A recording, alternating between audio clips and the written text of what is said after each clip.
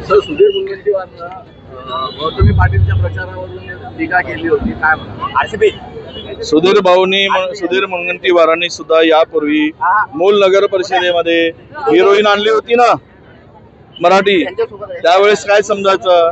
आणि एखाद्या वार्डातील प्रभागातील लोकांना एखाद्या कलाकाराला बोलवलं, ती बिचारी गौतमी पाटील ही कलाकार आहे आणि ते पूर्ण वस्त्रामध्ये नाचते, बाकीच्या हिरोईनीसारखा अर्ध्या वस्त्रामध्ये नाचत नाही.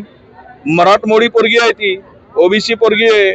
तिला जर बोलवलं आणि त्या प्रचारामध्ये त्या प्रभागातील लोकांनी जर तिचा सन्मान केला तर ह्यांच्या पोटात काय दुखते आहे? आणि ह्या तुम्ही नाचवता त्यावेळेस काही नाही.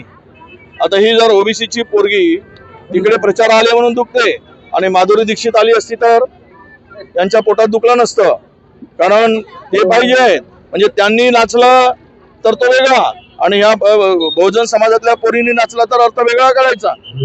ती कलाकाराच्या दृष्टीने बघा, कलाकारांचा अवमान करू नका, हे माझं त्यांना सांगणं आहे.